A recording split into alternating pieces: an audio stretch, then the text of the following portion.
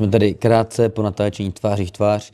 Martin Budaj, Martine, já tě zdravím. Ty jsi tady střetl s Willem Flairem. Jaký to byl pocit, jaký si z toho odnášíš jako ten prvotní dojem?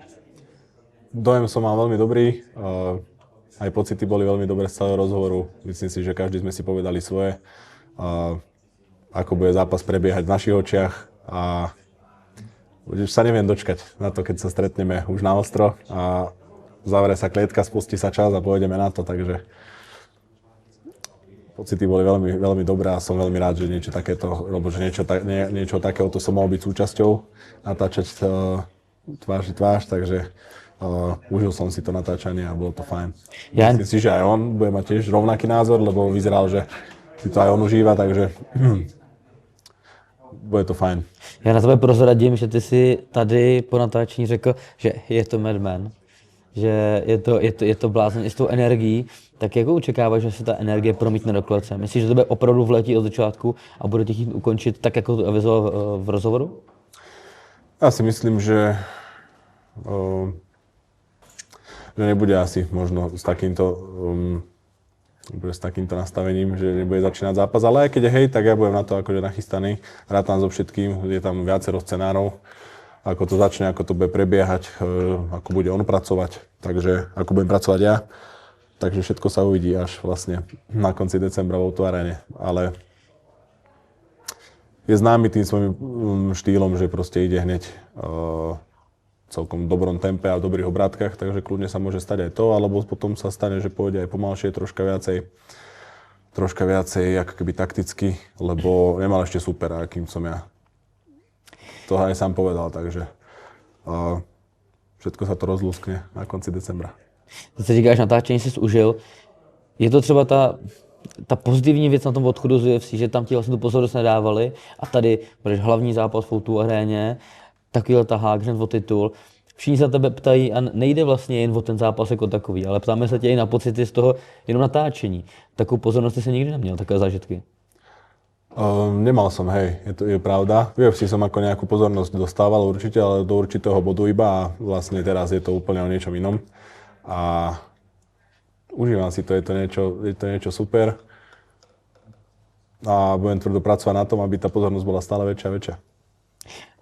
Ty si řekl... A sledovanosť aj moja. A od toho sa bude vlastne odvíjať aj moja nasledujúca kariéra, takže chcem aj v tej klietke, aj mimo nej podať super výkon.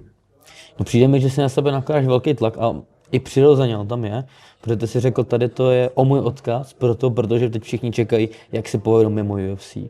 Jestli ukážu ty kvality, jestli dokážu ukončovat. A je tam hodně těch jestli. Tak vnímáš to taky tak? Vnímáš, že teď máš co dokázat?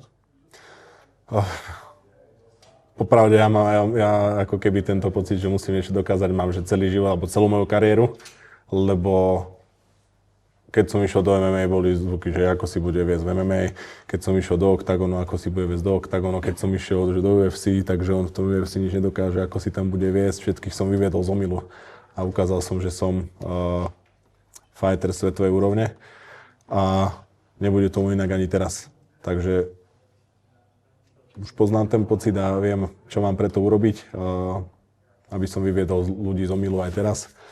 Pretože ja som neodchádzal z UFC po nejakej šnúre 4 prehier, 5, dajme tomu, a že ako keby schádzam z nejakého vrcholu svojej kariéry dole, že padám, ale ja som práve, že ja stále stúpam a ešte som neodomkol úplne na 100% celý potenciál.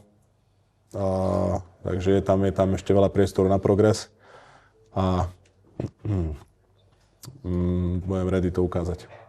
Jak moc budeš tlačit na ten finish? Protože to je ta věc, která se ti vyčítala po celou tvoji kariéru v UFC. Že nedoručuješ ty finishe. Hej, ťažko teraz akože hodnotiť.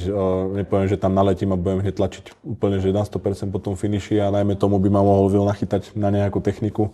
Mohlo by sa to vypomstiť. Ale samozrejme, pôjdem tam úplne iným nastavením, ako som chodil do tých fightov doteraz. A fakt, že chcem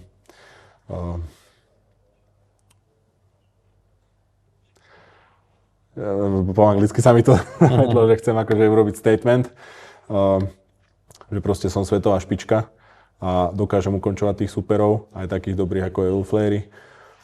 A vyviesť z omylu všetkých pochybovačov. 2 roky ma prenasledovali zranenia. Vedel som však, že takto to nemôže skončiť. Prekročil som svoj tieň a krok za krokom som sa vyškrabal späť na vrchol.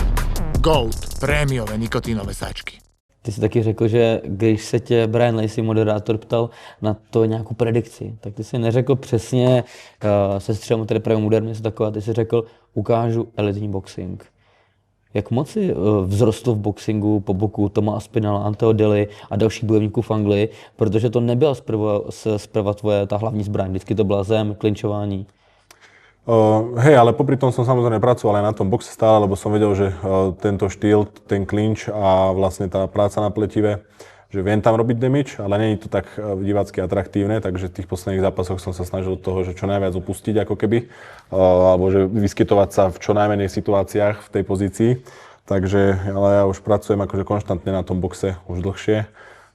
Či aj s mojím trénerom tu ešte na Slovensku, keď trénujem, alebo potom v Anglicku.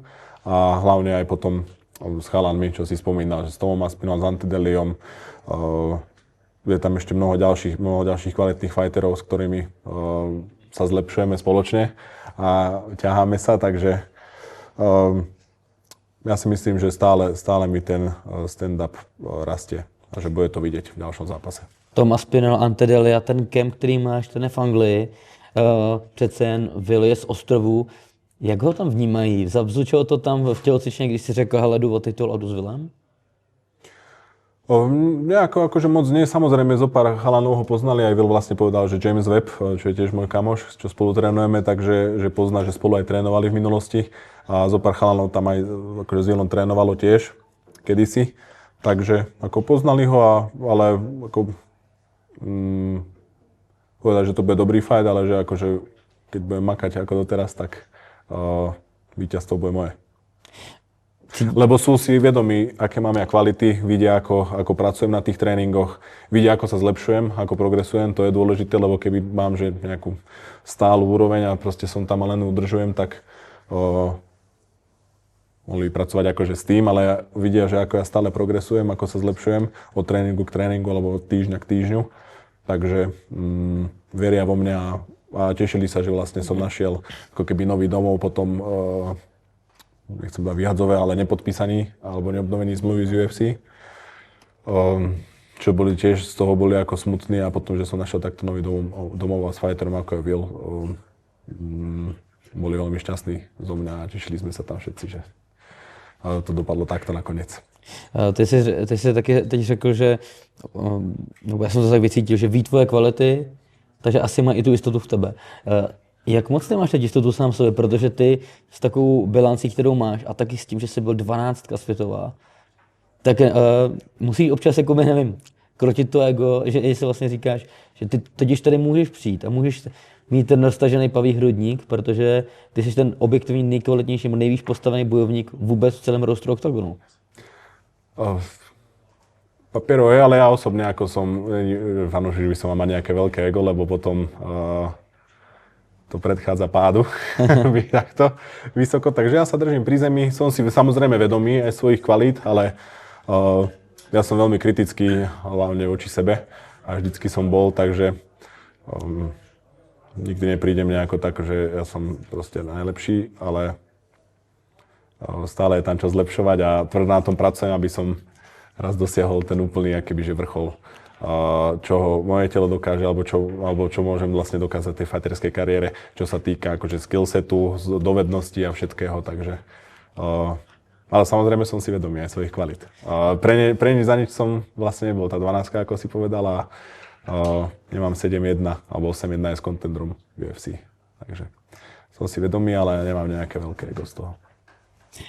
No, už jsme se bavili o tom, co to znamená pro tebe, co ty máš co dokázat v tom zápase, ale Will tady byl taky, ty jsi to řekl, pumped up, hodně nabuzený, měl ten drive a to proto, protože říká, ty seš jeho největší zápas, ty seš jeho možný zlom v kariéře, ty seš jeho možnost ukázat, že on je ta UFC level, protože do UFC se nikdy nepodíval a že všichni se na to ptají, jaký by to bylo, kdyby tam Will byl a ty seš teď ta jeho příležitost. Jaký to je, když víš, že pro někoho tak moc znamenáš v podstatě? Je to fajn počuť niečo také, ale nejak to si to akože neberem si to domov, tieto reči. Samozrejme, každý musí mať nejakú motiváciu, on má túto, dokázať vlastne ostatným, alebo tým, čo majú tie otázky, že ako by si počínal v UFC alebo s UFC level zápasníkmi. Ja som teraz tu, takže samozrejme sa z toho teší. Ja mám zasa ten, že chcem dokázať, že viem tiež ukončovať tie fighty a že viem s kvalitnými zápasníkmi, ako on určite, alebo v mojich očiach je. Alebo že dokazuje to aj v tých zápasoch, že je. Že budem vedieť ukončiť takéhoto supera, ako je Will. Nie je to, alebo ukázať proste tým ľuďom, že som high level fighter, alebo fighter svetových kvalít. Moc děkuji za tvůj čas. Ďakujem veľmi pekne. Zdravím vás, fanoušci MMA a fanoušci fightu. Moc děkuji za podporu našeho podcastu a chci vás pozvat i na naše kanály na podcastových aplikacích. Najděte si nás na Spotify a na Apple podcastu a odebírejte nás a my vám to usnadníme. Koukněte se do popisku, tam klikněte na odkazy a nebo si nás rozklikněte přes přiložené QR kódy. Fight ti ve sluchátkách zpestří jak ranní běh, tak rutinu v posilovně nebo třeba jen jízdu autem.